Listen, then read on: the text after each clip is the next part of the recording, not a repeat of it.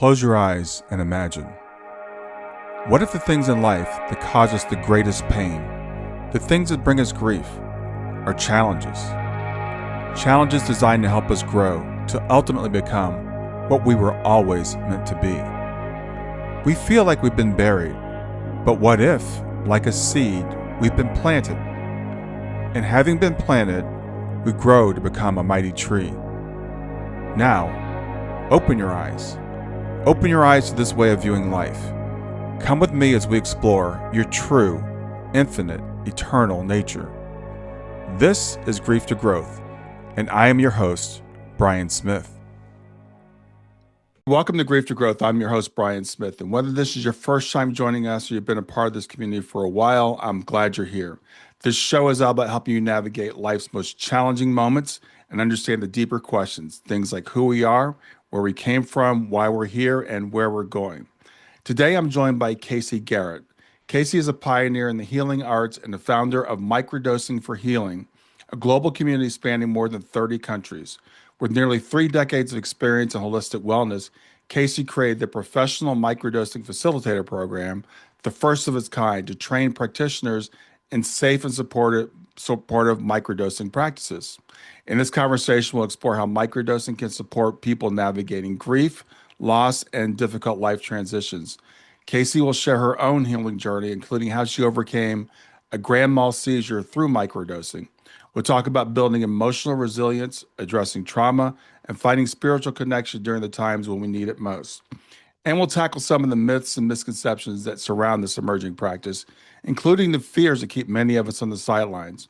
So if you'd like to continue this conversation after the episode, head over to grieftogrowth.substack.com. You'll find a companion article there. You'll find the community of people discussing this. You can ask questions and get involved there. So with that, I'd like to welcome Kayse Gehret. Hi, Brian. Thanks for having me.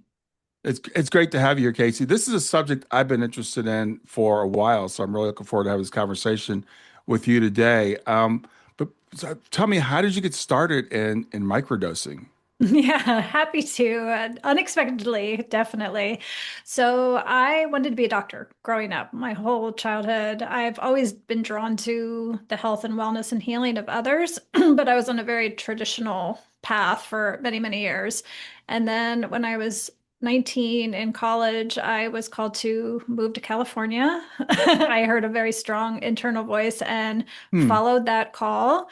When I got there, I discovered quote unquote alternative healing.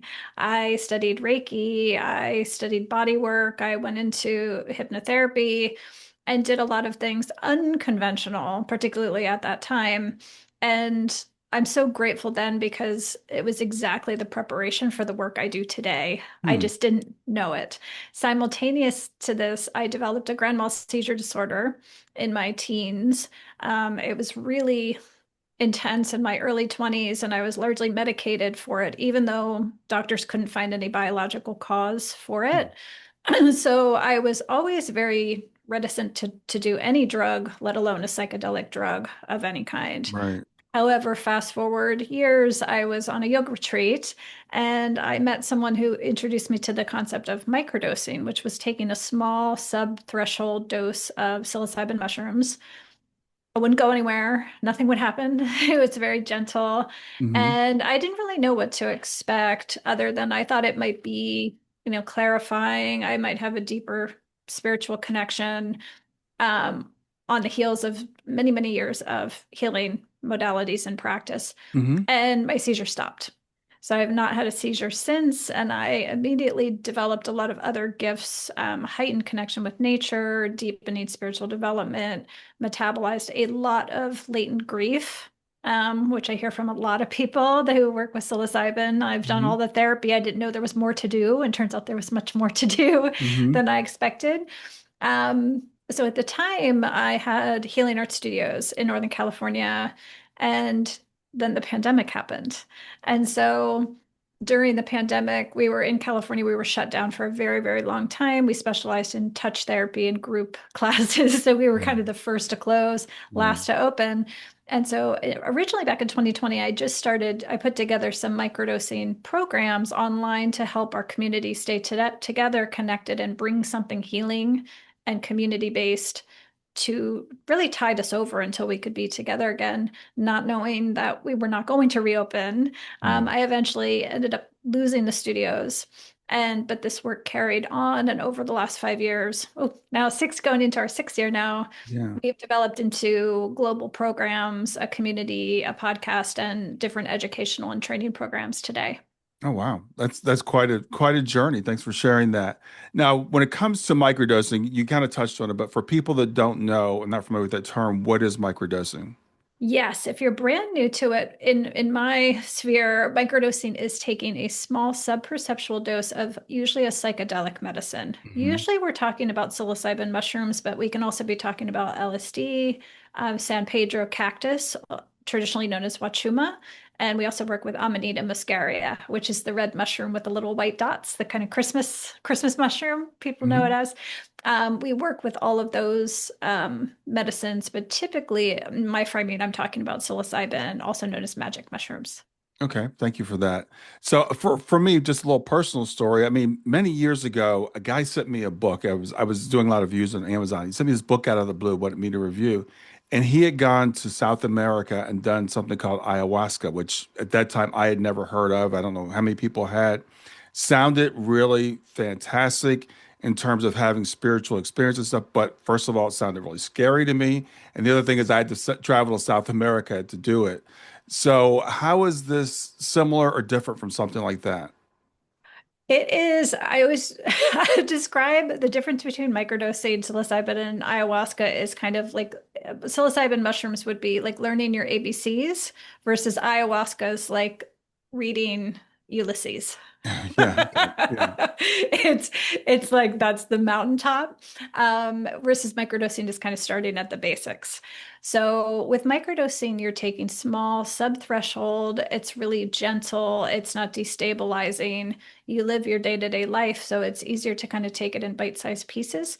It's much more similar to developing like a daily meditation practice or a Hmm. daily spiritual practice, prayers, contemplative practice versus like a high dose ceremonial experience of ayahuasca, a psilocybin magic mushroom journey, Right. a high dose experience, a high dose LSD journey.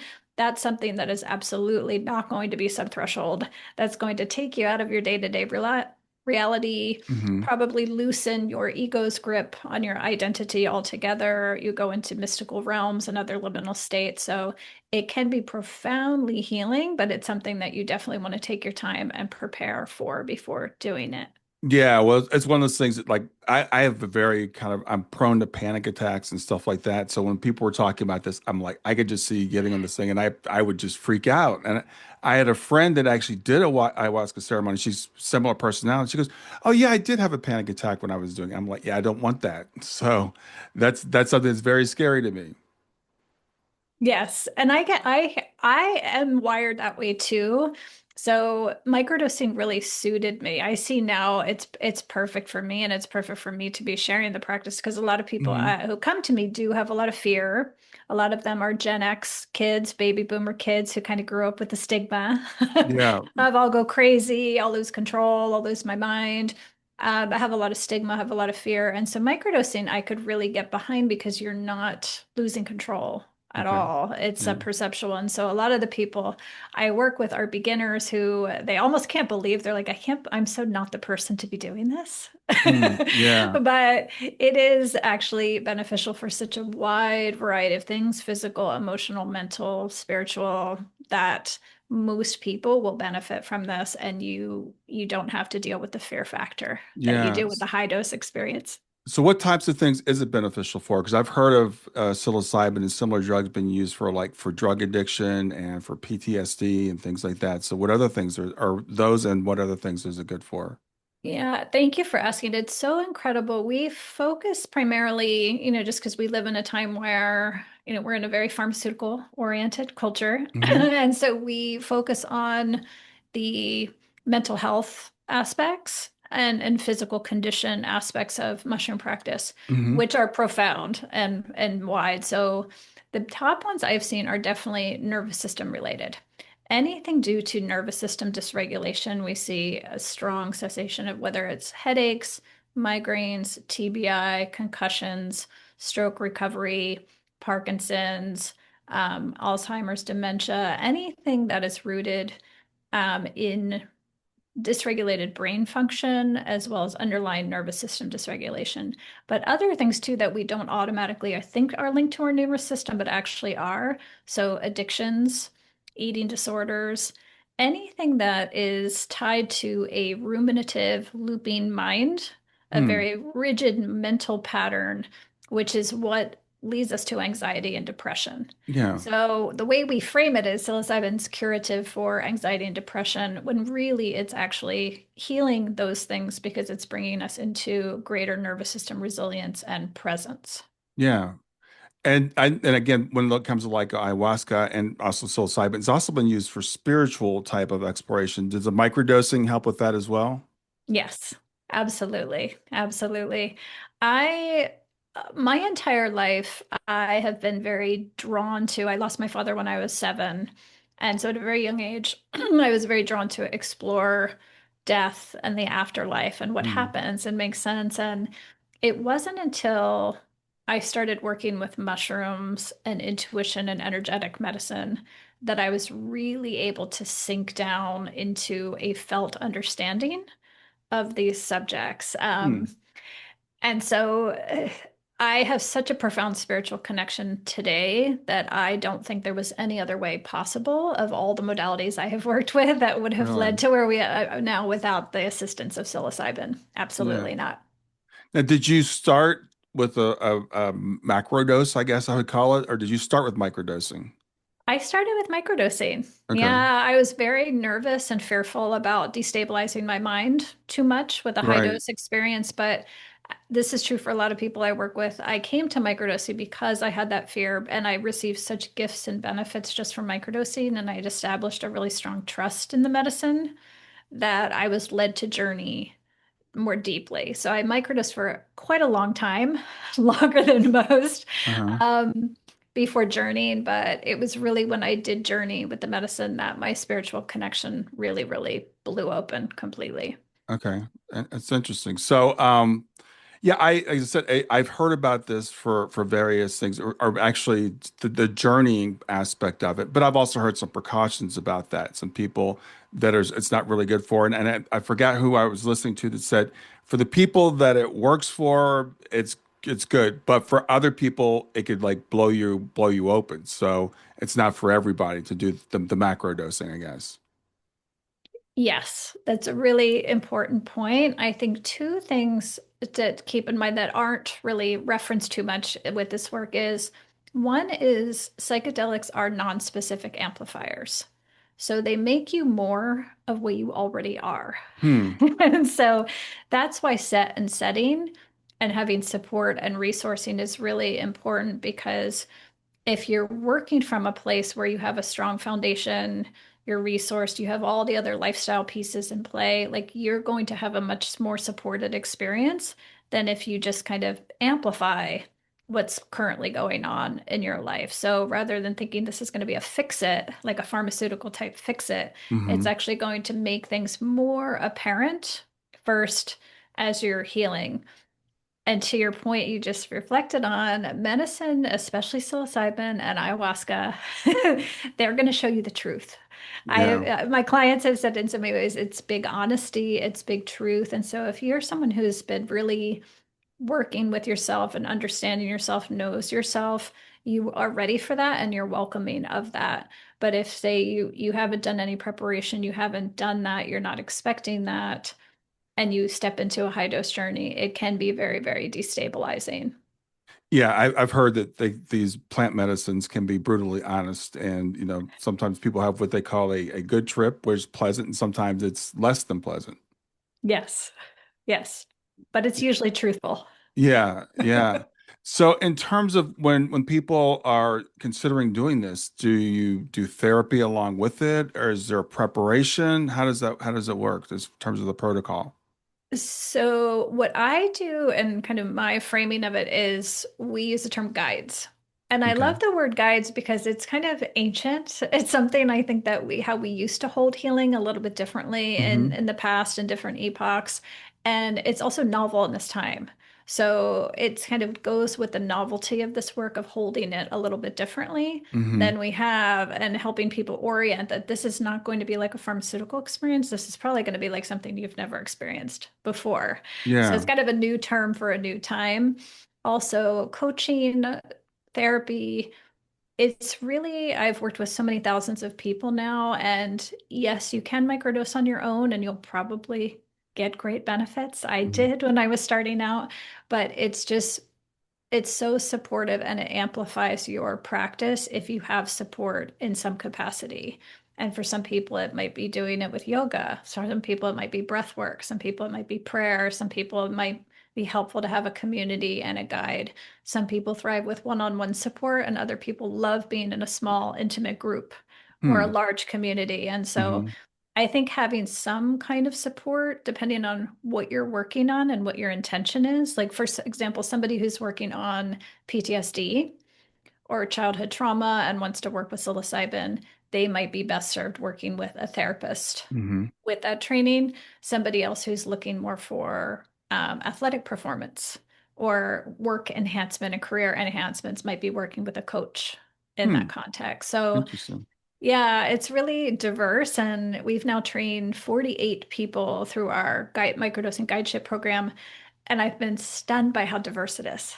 Oh, We've had really? people from all backgrounds. We've had lots of clinicians and therapists and Hmm. coaches and healers, but we've also had lots of corporate people, lots of HR directors, interestingly, who work with other people and people who just want to build this practice and be able to serve in this way to build community in all the different facets of life.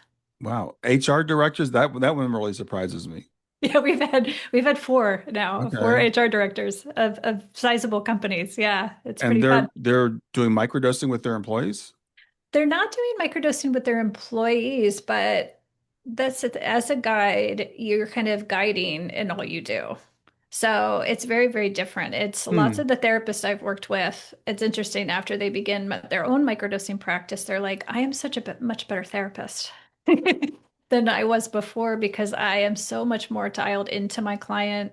I have more empathy and connection for them, and I can serve my clients. And so it's not something that fits neatly into boxes. So a lot of Yeah. people, I think, are just taking the training and having the experience to build their own capacity to serve in what they're Okay. doing Yeah. versus becoming something other than Okay. what they already are. Okay. So they're doing it more for their own use to make them a better HR person or therapist or whatever. hmm And then Interesting. lots of times word gets out, which is probably the intention from nature's perspective. It's kind of like Yeah. we are the spores. When I look at it from nature's perspective, it was so interesting to see all these HR directors. And then I was like, oh, well, from nature's perspective, what better way to populate yourself than to direct into the people? Yeah. Well, this is where I find this to be kind of really fascinating talking with you about this particular subject because, from the Western medicine point of view, we think of medicines as having biological impact. It changes this receptor, it opens this up. What's your take on how do you think these plant medicines work? Is it mechanical or is it spiritual? Both. Absolutely both. Yeah, I think from a scientific perspective, how our understanding of these natural medicines is like a fraction what we're going to discover in the Hmm. coming years. Like we have studied them enough to we know what parts of the brain they impact. They quiet our like thinking, very cognitive, cerebral, our zones of identity, our fixed ways of thinking, our patterns and opens up new pathways. Hmm. It quiets part of the brain and it activates other parts of the brain. So we know some, but I think we only know a fraction of things we're going to come to understand. And also the way the medicine works when you watch the way it works with people, it's so far beyond human intellect. Hmm. I always remind people like mushrooms are coded with ancient wisdoms. I mean, they've lived through five extinction events. They've been along, they've been around far longer than human beings have. They have a wisdom and intelligence within them that's beyond us. And so sometimes I watch the way they work with people and they heal people. and it's very counterintuitive or just kind of strange. Why would it be having this impact with somebody? But then 6 months later, we can look back and go, okay, that was the fastest way to Hmm. get this person to where they needed to go. And in our human framing, we would have never predicted that. Yeah, I really I think this is again, it's not only fascinating, but I feel like we're kind of going back to the future, I guess is the word I'm trying to think. It's like because these medicines, I remember when I was hearing about ayahuasca and in this tribe in South America, they're like, well, they take this one plant, they mix it with another plant, they make this tea, and this releases DMT and et cetera. And people are like, well, how did they know that? And then when they ask the shamans, they say the plant told us. Yes. Yeah, so I think there is to me there's definitely something beyond just the mechanical. There is there and people and I remember hearing somebody I forgot who it was, which planet it was. This guy was taking people somewhere in South America, and they would give them on the planet journey, and they would look up and they'd see these beings like walking up this mountain. And the thing that was really interesting is everybody saw the same beings. So it wasn't like, it was an individual hallucination. There's something where it's kind of opening the veil, I guess is the way I would put it. Yes. Yes. And I love your Back to the Future because that's exactly what it is. A lot of it is us remembering. A lot of people I know who are new to microdosing, when they start doing it, they come in going, okay, I'm ready for this to experience and learn from the medicine. It's going to be different. But then once they start, they're like, it's new, but there's also something strangely familiar Hmm. about this. Like I feel like I've done this before. And a lot of people share that. And we have done it before. I mean, the current culture that we're in, like this epoch that we're in right now, is not us at our finest. Yeah, This is not I our can all this agree with is that. this is not our finest hour. We've done better in the past, and I think we're moving into a time it's really exciting where we're remembering kind of these codes within us are starting to awaken. And I think that the part of the reason why nature is kind of coming forth in this way is it's a key to help us activate some of these codes and remembrances that we used to be able to do and create amazing things with our minds. Yeah. Um, Things that we can't even quite comprehend yet. Yeah, that's something I say all the time. I think the biggest problem in the world is we've forgotten who we are. We don't know who we are. We don't know where we came from. We don't know why we're here. All those things that are really important to living a fulfilling life. And I do again start seeing some of this stuff kind of break through as Western people kind of say, okay, well maybe this does make some sense. It's not just all, superstition. Yes, yes. I have a lot of people in the US who come to practice because they read the research, or they read the book and they're like, Hmm. my memory's going, and they're like, I'm not really into this woo-woo stuff. Yeah. I'm not really Yeah. into this woo-woo stuff. I just want to remember my grandkids' names again. And it's so fun to watch them because no matter what people come from, ultimately they get all of the gifts in it. Yeah. And so to watch them not only become, more mentally aligned and more articulate, but also spiritually connected, more empathetic, more compassionate, better relationships, better outlook on life, and kind of a more vitality to their being. Whatever you come for, you wind up getting more than you came for, you Yeah. typically. So have there been studies on microdosing? Is there any scientific backing for it? So with psilocybin high dose experiences, yes, the research has been absolutely incredible. Hmm. Microdosing is a little tough to study in the traditional scientific studies, the double blinded, because it's so subtle, it's subperceptual, and also you're going about your day-to-day life. So Hmm. you can't, like in a high dose psilocybin experience, you can isolate somebody in a lab for 8 hours Right. and study the results. If you're studying microdosing protocol, say over 6 weeks or a month, you can't isolate someone for Right. 6 weeks Right. and minimize the variables. And so it's really, really hard to blind for that and Hmm. do a double blind traditional scientific study. The studies that have been done, particularly around LSD, have been significant, but they quote unquote have not conclusively proven microdosing beyond placebo, which is true for a lot of the it was a lot of the pharmaceutical drugs, by the way, Yeah. too. However, I secretly, well, not so secretly, I've shared it with you. I secretly am not in a rush for science to prove that microdosing works because I feel like as soon as science inconclusively proves that microdosing works, that's when pharmaceutical companies are going to move in Yeah. as quickly as possible, isolate the molecules, and patent this as a drug Right. prescription. And they don't belong there. Hmm. They don't, they're so far beyond what a man-made synthetic pill can offer. And I feel like the systems that we hold healing in the West right now, which is very isolated, it's very individual. It's take this pill, go home, and there's no Exactly. relational support, is proven itself not to work. Right. And so, same thing if you just take microdoses and you go off and you isolate and you don't do anything else along with it, it's likely not to work either. It's Hmm. really these other models and the framing that we're creating real time that are peer to peer, that are relational, that are small groups that you get to be together with other people in relationship held in a container of support beyond just taking a substance. That's what's really most effective. And so I kind of hope it's quite a while before science proves anything. Yeah, I love that. That's a really interesting perspective. I read a book. I read it actually a couple times. It was really fascinating. A book called Lost Connections by Johann Hari.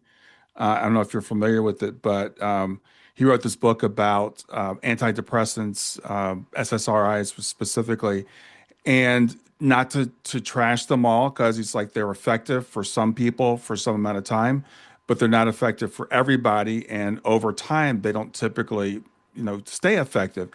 And it's called lost connections because they found out like if people just start working together in groups and get out and do all the unisolating things that we do, that can help with a lot of these things. So I love your idea of like this. It's not either or. It's not the medicine or becoming unisolated, but it's actually doing both.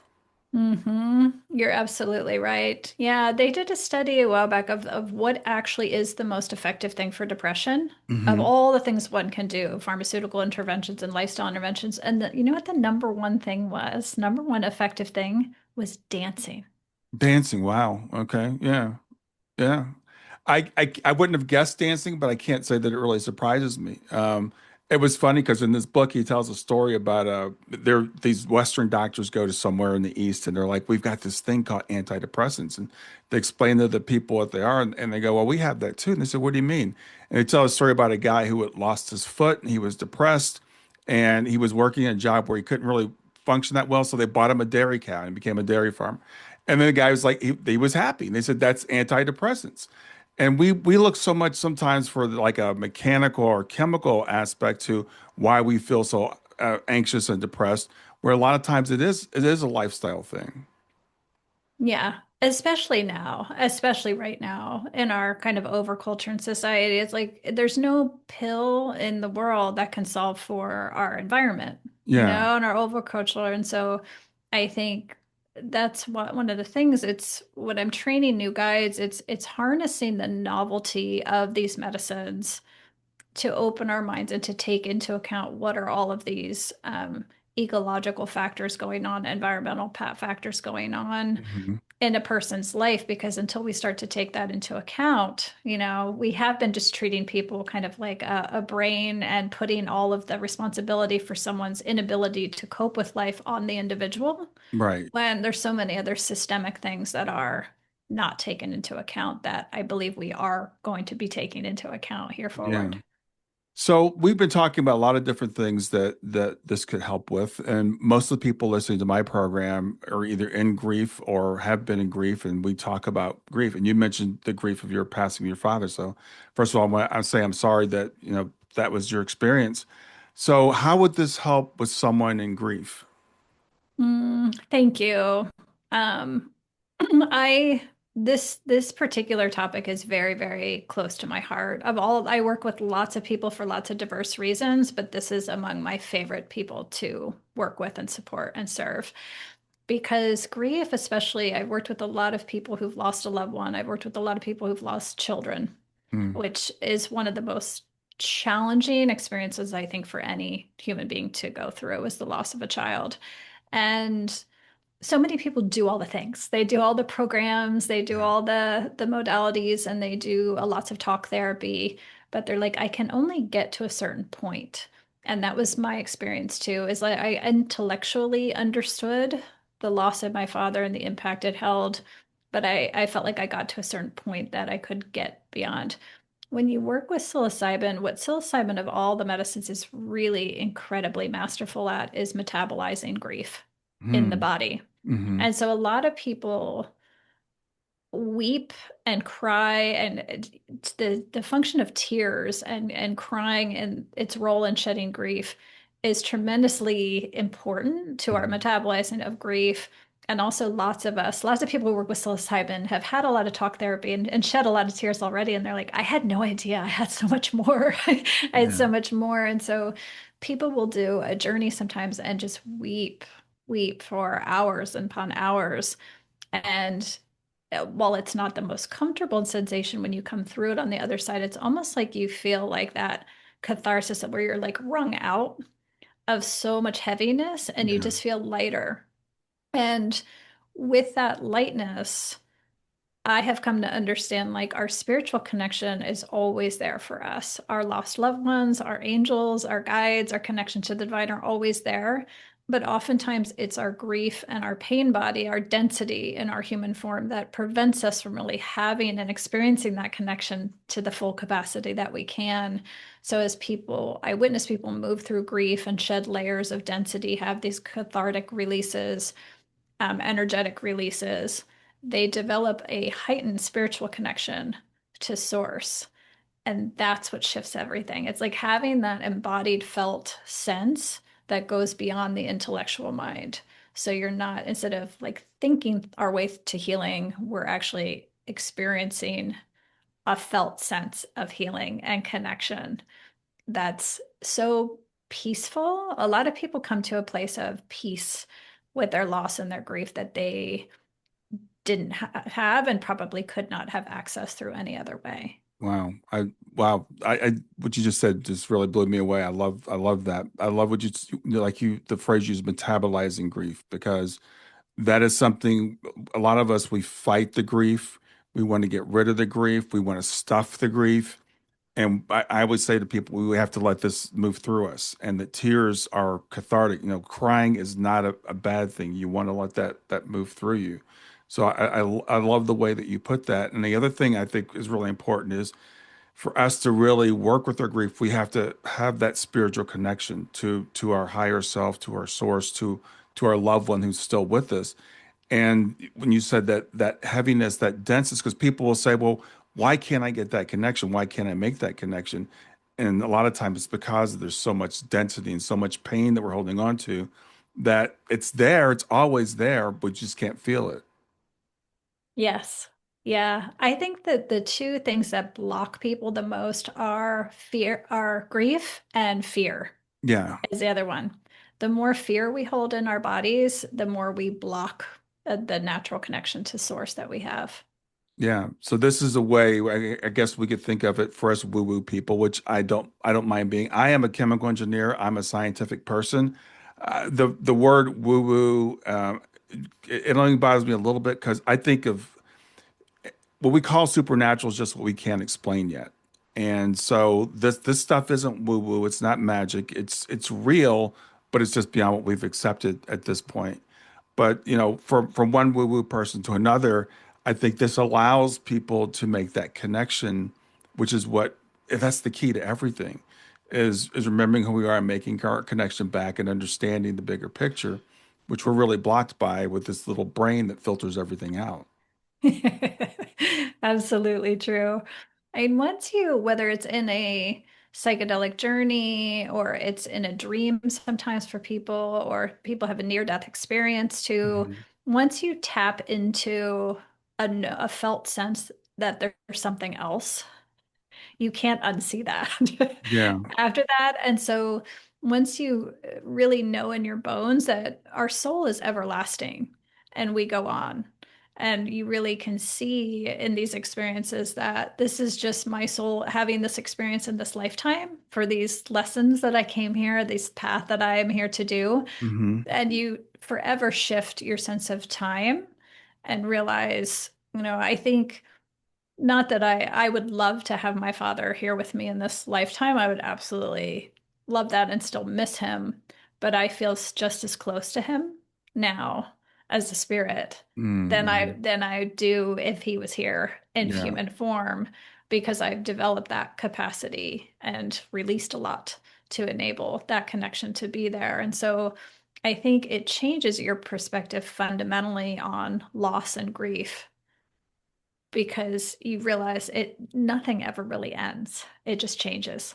Yeah. Well, it's interesting because I've interviewed probably a couple hundred people who've had near-death experiences, and I'll be talking to someone, they'll say, "Well, I wish I could have an NDE, then I would know everything I need to know." I'm like, "Well, don't ever wish you could have an NDE because I've talked to a lot of people, they're like, I do not recommend it. It's traumatic." And again, going back to even the macro dosing of some of these plant medicines, for some people, it can really mess you up. You might not ever be the same again. So I love the idea of a maybe a little like a little window, a little peek that we could do with the microdosing. Yes, yes. And I think things done when we do things slowly and intentionally and thoughtfully, they can sink in and they last longer and they're Yeah, easier to integrate. I mean, one of the challenges with psychedelic work in high doses is sometimes people have these big truths and yeah, epiphanies, and they're like, I have been living so far off my blueprint, I need to change everything all at once. yes, And then part of the guidance becomes, yes, you are there, but all the people in the rest of your life and all the scaffolding and architecture that you have created up until now aren't quite there yet. And yeah. so that's why I love to have people come to these awarenesses and epiphanies gradually over time so that you can kind of build and rebuild and reorient your life in a thoughtful way, not just for yourself, but all the other people who are presently in your reality. Exactly, because people that have NDEs, for example, near-death experiences, they have a high divorce rate. Sometimes they have a high rate of depression. It takes 7 to 14 years to integrate that experience. And I've talked to people who have, or I've read about and talked to people who have done, again, some of these plant medicines, and they might have some big experience, and then they come back questioning like everything, which is not really a great way to integrate these things. So again, the idea of taking small steps and allowing ourselves to absorb this slowly seems like a wise approach to me. Thank you. Yeah, I think the vast majority of people benefit by this preparation time. And I've studied a lot of ancient cultures and the way they have held medicine practice in Hmm. different epochs and civilizations. And I'm Greek, so I got really went down the rabbit hole of the Eleusis. In Eleusis, there over 2,000 years, they had a psychedelic sacrament once a year. Mm. And everyone knows about the Eleusinian mysteries and has heard of them in the field, but lots of people don't know that they actually began in earlier in the year, and they were something that called the lesser mysteries. And Mm. so the lesser mysteries began in February each year, and they began the cycle of purification and preparation, kind of getting the mind, body, spirit ready Hmm. for this larger experience. And then in September is when the great mysteries were held. And that makes a lot of sense to me. Westerners are very impatient. Yeah, yeah. We want everything done in 30 days or less. Um, and I think we have such much more of a profound experience, a more easily integrated experience if we take the time to set ourselves up with a special period of time where we're kind of cleansing our body and spirit and getting ready. Yeah, again, I think that seems like a wise approach to me. I'm also now thinking because I know I've heard some therapists and doctors are working with people with psilocybin and some other plant medicines. But what in terms of legality of people like getting a hold of microdoses, is that how does that work? It's still a thing. It's still a thing. And so it's technically still illegal in most of the United States. and much of the world, unfortunately.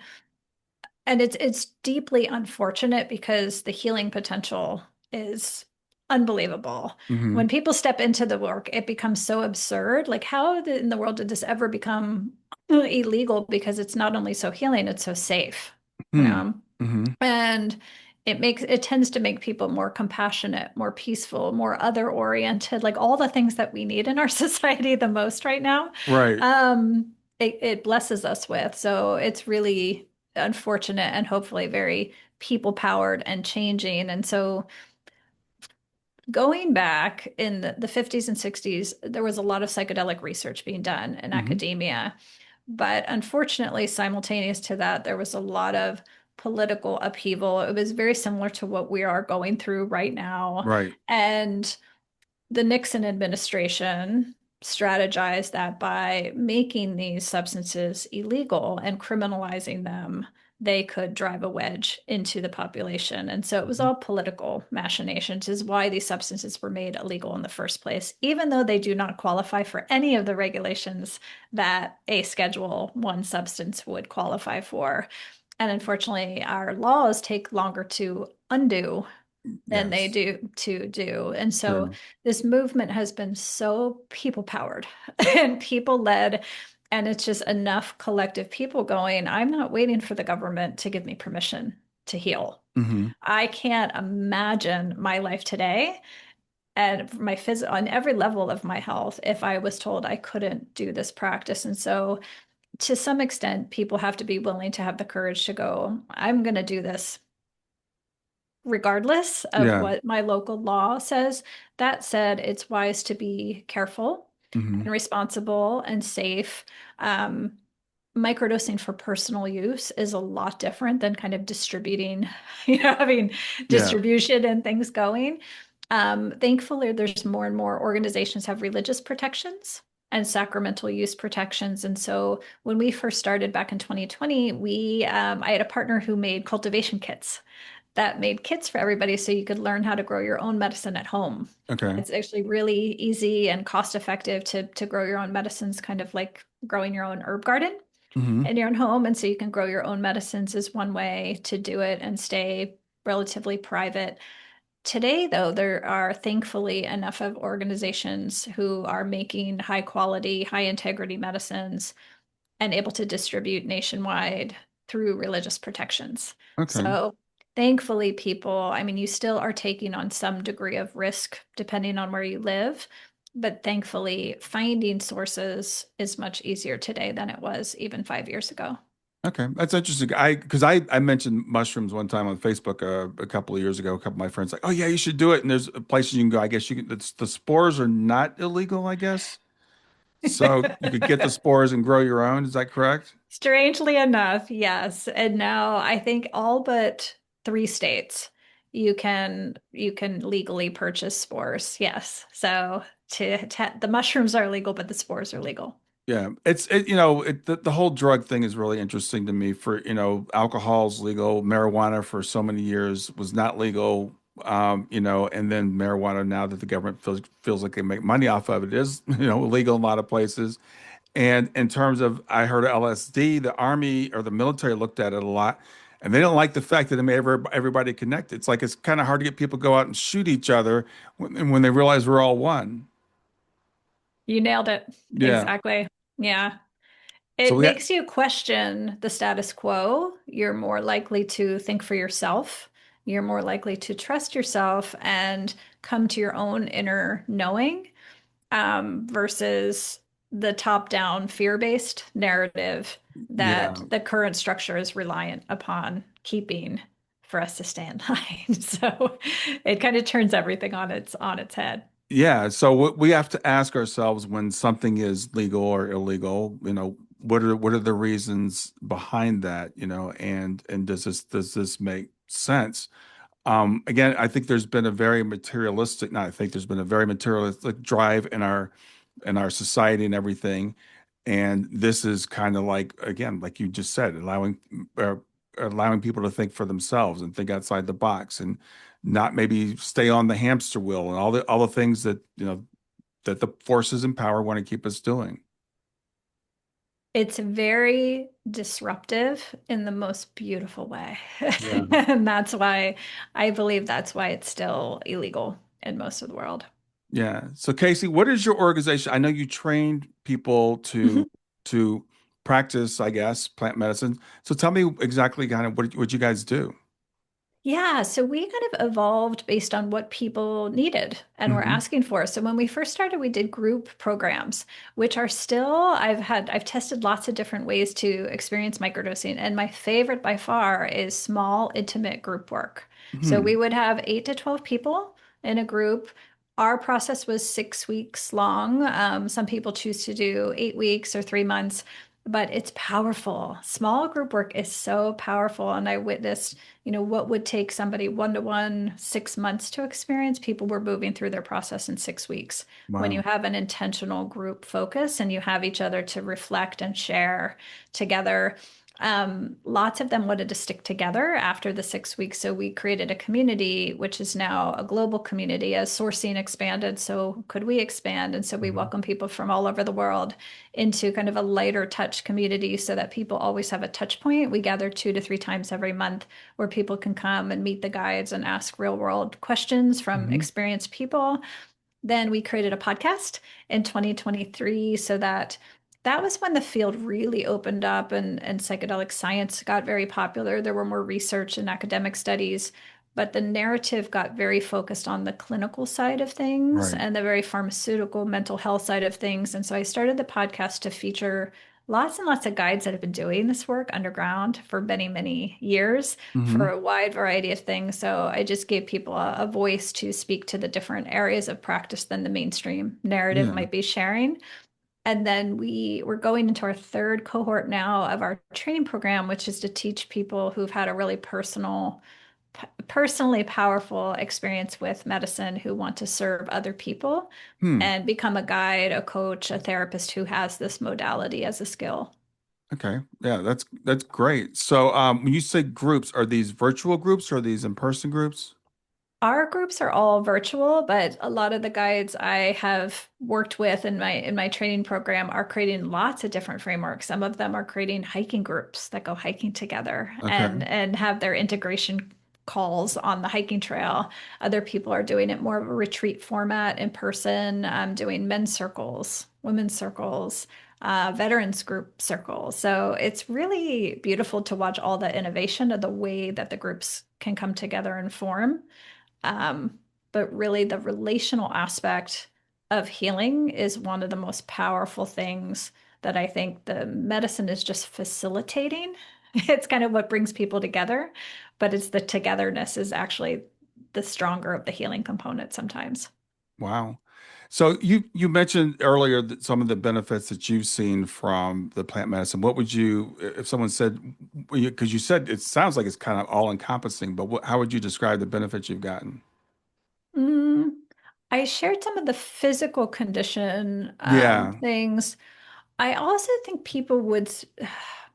Lots of times people are called to medicine practice or discover it it seems accidentally or serendipitously, but looking back, lots of them can see that the medicine found them right before they were about to go through a huge change and transition Hmm. in life. Like they didn't know it's 3 months later they were going to be losing their job or getting or leaving a relationship or letting go of something that they knew wasn't aligned, but they were having trouble. And it's really interesting how often that has happened. And so I really think at this pivot point that we're all in collectively, Hmm. when all of the old is revealing it to be so toxic or dysfunctional at best. And we're having to create all new systems and framework and really reorienting to an entirely new way of life. I think it provides people with this inner sense of connection and self-trust to help carry us through change and transition.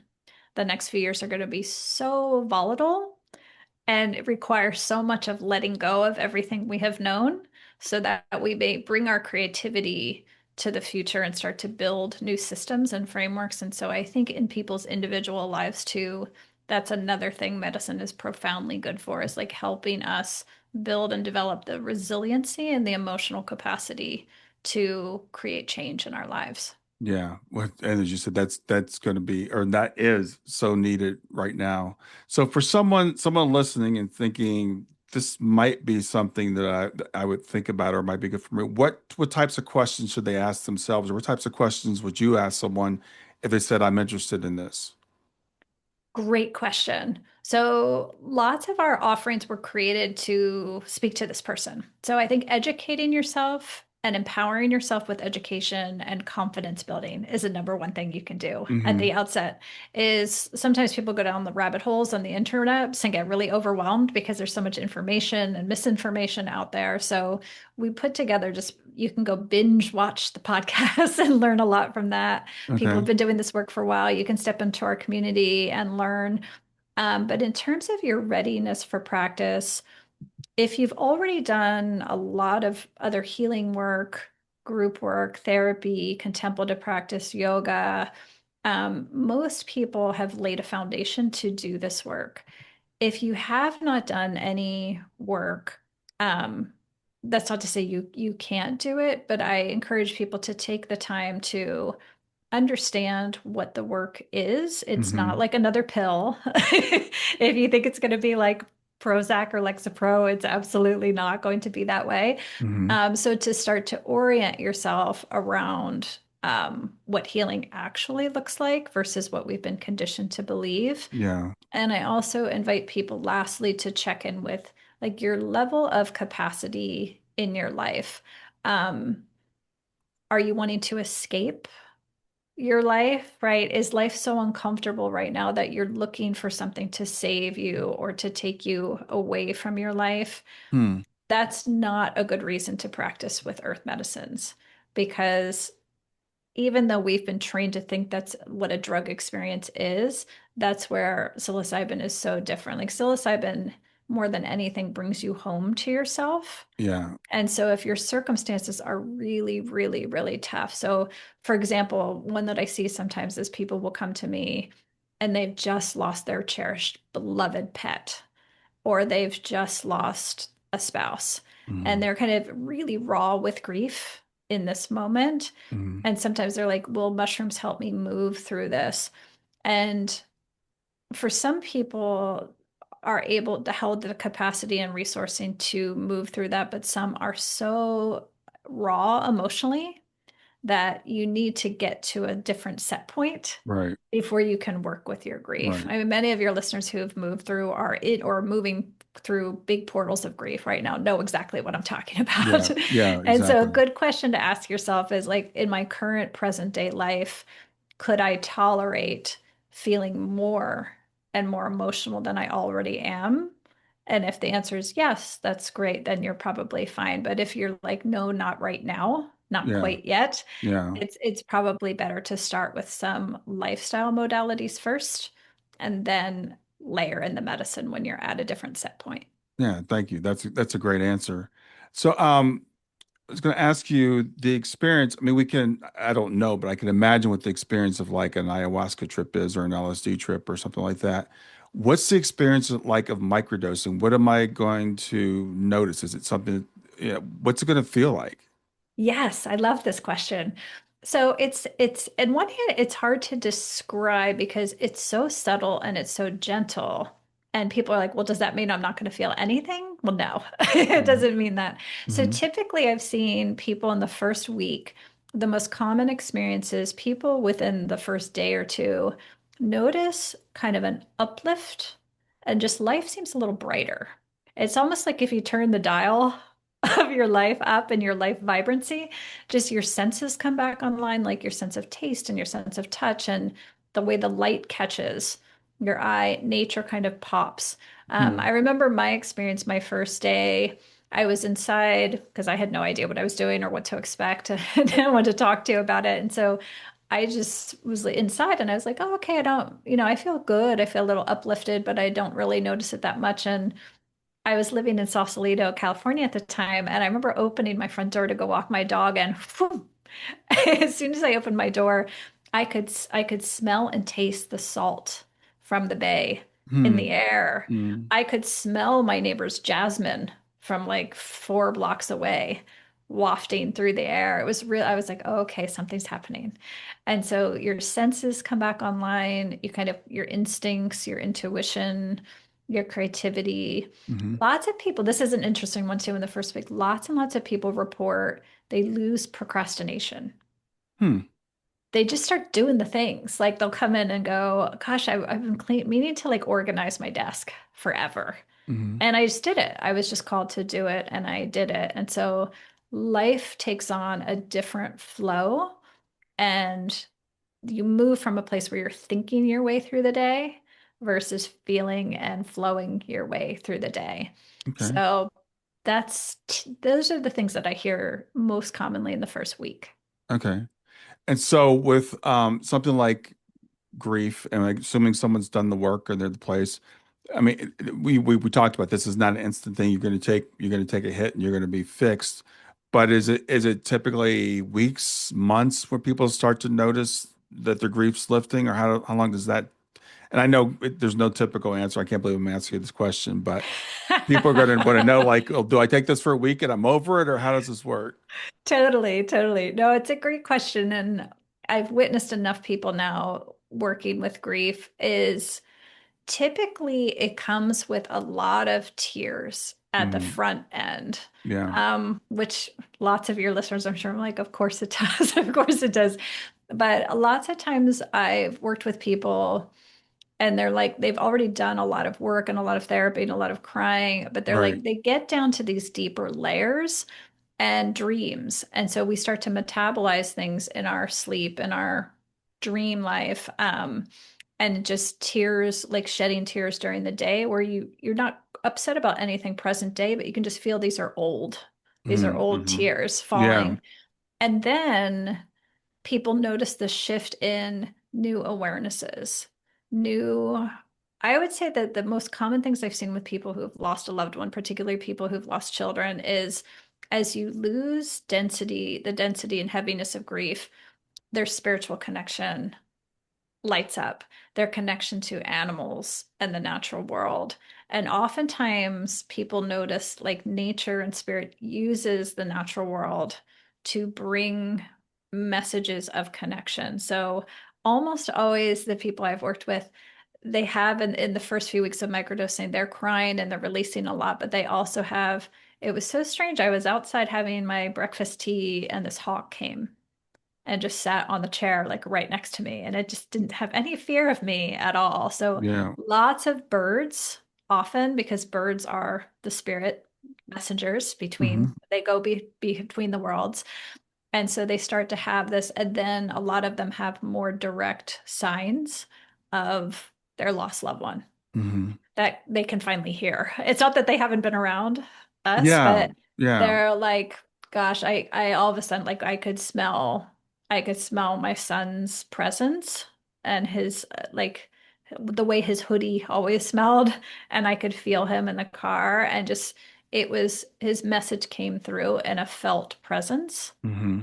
And that's what enables them to come to a different sense of peace and completion isn't the right word because we're never complete. There's always more, but a new sense of completion in the cycle Hmm. of grief that they have been experiencing. Yeah, the way that you phrase that is so profound, so great because I work with people and we're really working hard at this intellectual understanding and and studying and reading books and listening to podcasts and all that stuff, but it's getting that felt connection that can be a difficult thing to overcome. And I love, as you said, that the spirit connection, spirit's already always out there, but sometimes we're too dense. I had someone, she had a near-death experience, and I love the way she described it. She said, imagine your loved ones trying to get back to you, and you're like underwater, under the ocean. And the deeper you go, the higher the pressure is. So your loved one might be very skilled, but they just can't quite get down to where you are.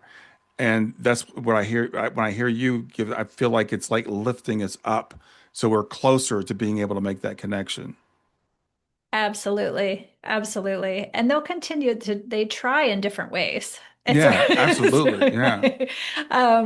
yeah, once I have so many amazing stories of experiences like this where spirit is talking to people, and sometimes we just don't. That's why the group can be really powerful too, because it can be obvious to really other people. Sometimes Yes. they're not to us, but we had a woman who was in our a 6 week microdosing experience, and right from the start, right from the start, spirit was talking to her and things were happening immediately.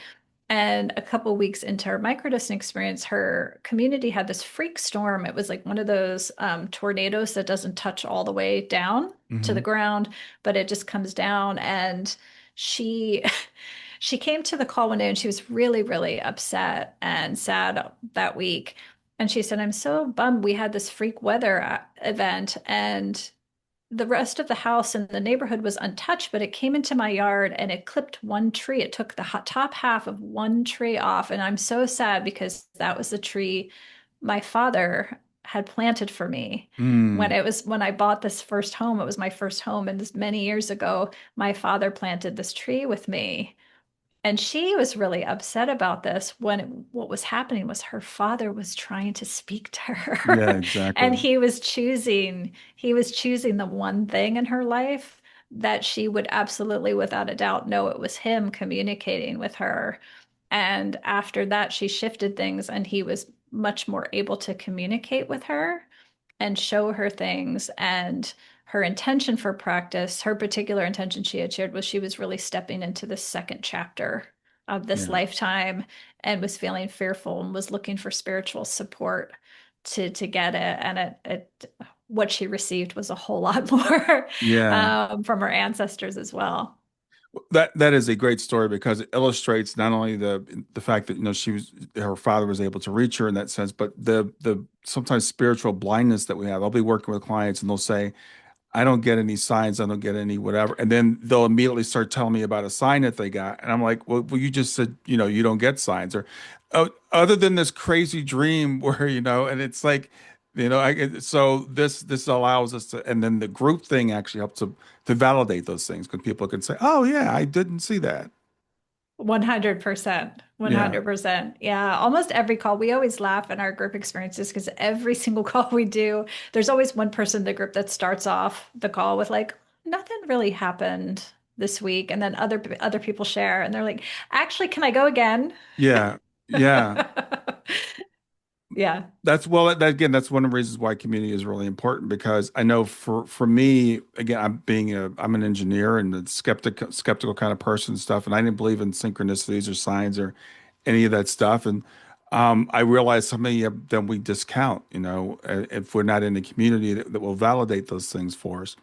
And some of them are pretty miraculous. And so it's opening up to that possibility. And again, I think the microdosing and the plant medicine can help us lift to that level where we can, really start to ground that in.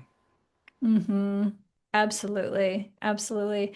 Other people, I'll share this too, because I imagine a lot of people listening are moving through grief Hmm. experiences. Another thing that happens is lots of times people start microdosing. They have big, powerful dreams. So they'll have ancestors and loved ones come Right. speak to them in their dreams. But also, there's this beautiful window of time when the veil is quite thin between like 3 a.m. and 5 a.m. So lots of times people will start waking up at this time and they're like, it's really annoying. I'm waking up every night at 3:30. And if we don't know this, that this is actually a special time that spirit is really available to us to move through us during Yeah. those hours, it's actually a sacred time. It's why monks and nuns would often wake up that early and Yeah. start morning prayers at that time. So lots of time, if your intention is to connect with your angels and your guides and your ancestors, that's when you wake up.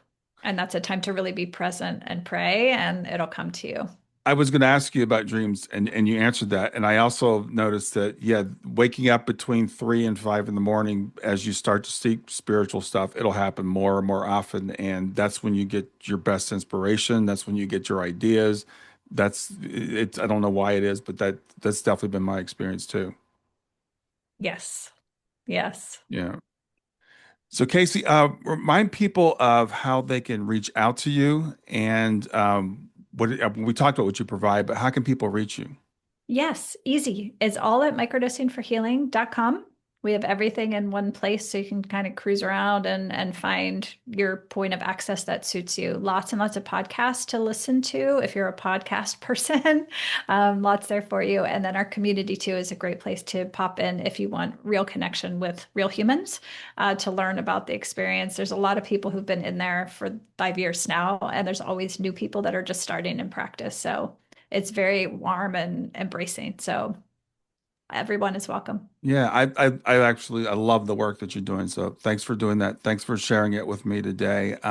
Anything that I didn't ask you that you would like to get across? No, just gratitude. Gratitude for the opportunity. So many people coming to practice share that they heard about it on a podcast. Yeah, yeah, So really, I think where we're at right now, especially here in the US, is all of our news, quote unquote news, is so filtered and censored and kind of created by an algorithm. yeah. And so I just appreciate you and your community and having this forum to talk because it really is the best, clearest way for us to communicate and share at this point. So thank you. Well, great. Thanks for being here today. Have a great afternoon.